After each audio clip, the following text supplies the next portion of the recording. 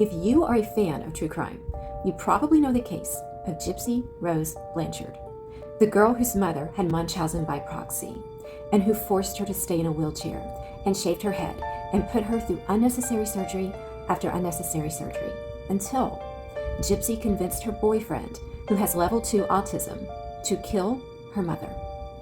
This case was so compelling that for many, the murder was justified. And when Gypsy was released from prison after 8 years, she was celebrated as a survivor and as a celebrity. But what if I told you Gypsy's mother was never diagnosed with Munchausen by proxy?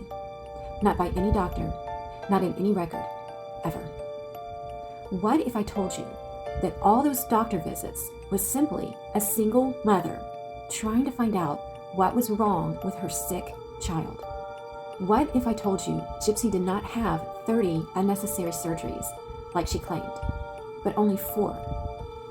And each of those was medically and legitimately necessary. What if I told you that at the age of 20, Gypsy was finally diagnosed with a rare genetic condition, which causes significant health and developmental issues, the very issues that Gypsy claimed her mother faked?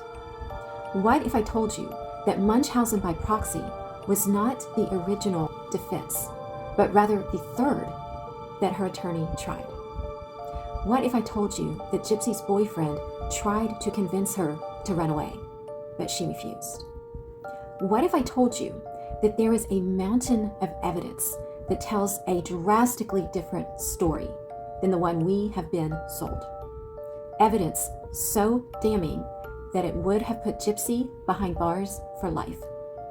And what if I told you that Gypsy took a plea deal to make sure that evidence never saw the light of day? And what if I told you that evidence has now been released via the Freedom of Information Act? And it doesn't just shift the narrative, it destroys it. Would you still believe that her mother was a monster that deserved to be stabbed 17 times while she slept? Would you be able to have an open mind and take a look at this evidence? And would you be interested in a docuseries that re-examines this case? Let me know in the comments.